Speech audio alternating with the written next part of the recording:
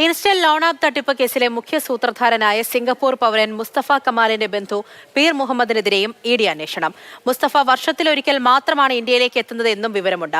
അറസ്റ്റിലായ 4 പ്രതികളെ വീണ്ടും 3 ദിവസത്തേക്ക് കൂടി ഇഡി കസ്റ്റഡിയിൽ വിട്ട് കോടതി ഉത്തരവായി. കസ്റ്റഡി കാലാവധി തീർന്നതോടെയാണ് കേസിൽ അറസ്റ്റിലായ കാഞ്ചീപുരം സ്വദേശികളായ ഡാനിയൽ സെൽവകുമാർ, കതിരവൻ രവി, ആൻഡോ പോൾ പ്രകാശ്, അലൻ സാമുൽ എന്നിവരെ കൊച്ചി CBI കോടതിയിൽ ഇഡി ഹാജരാക്കിയത്. പ്രതികളെ 3 ദിവസം കൂടി കസ്റ്റഡിയിൽ വേണമെന്ന് ഇഡി ആവശ്യപ്പെട്ടു. കടലാസ് കമ്പനികളുടെയും മറ്റും അക്കൗണ്ടുകൾ കേന്ദ്രീകരിച്ച് നിരവധി ഇടപാടുകളാണ് നടന്നിരിക്കുന്നത്. ഇവയെല്ലാം വിശദമായി പരിശോധിക്കണമെന്നും കേന്ദ്ര ഏജൻസി വ്യക്തമാക്കി. ഈ വാദങ്ങൾ പരിഗണിച്ച് പ്രതികളെ വ്യാഴാഴ്ച വരെ ഇഡി കസ്റ്റഡിയിൽ വിട്ട് കോടതി ഉത്തരവായി. കേസിലെ മുഖ്യ സൂത്രധാരൻ സിംഗപ്പൂർ പൗരൻ മുസ്തഫ കമാലുമായി ബന്ധപ്പെട്ട് കൂടുതൽ വിവരങ്ങൾ ശേഖരിക്കാനുണ്ടെന്ന് ഇഡി പറയുന്നു. നിലവിൽ അറസ്റ്റിലായ പ്രതികൾ അന്വേഷണവുമായി സഹകരിക്കുന്നില്ല. തട്ടിച്ച പണം സംബന്ധിച്ച ചോദ്യങ്ങളോട് കൃത്യമായ പ്രതികരണങ്ങളില്ല. മുസ്തഫ കമാലിന്റെ ബന്ധു മീർ മുഹമ്മദിനെ കേന്ദ്രീകരിച്ചും അന്വേഷണമുള്ളതായി ഇഡി റിപ്പോർട്ടിലുണ്ട്.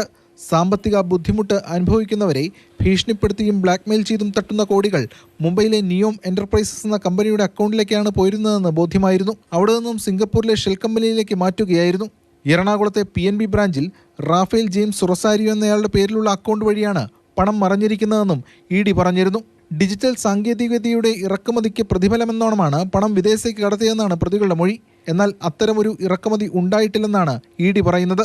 ചൈനീസ് വായ്പാ ആപ്പുകൾ ഡൗൺലോഡ് ചെയ്യുന്ന ഘട്ടത്തിൽ ഉപഭോക്താവിന്റെ ചിത്രമടക്കം എല്ലാ രേഖകളും വായ്പാ കമ്പനികൾ കൈക്കലാക്കും. തുടർന്നായിരുന്നു ഭീഷണികൾ. മാതൃഭൂമി ന്യൂസ്, കൊച്ചി.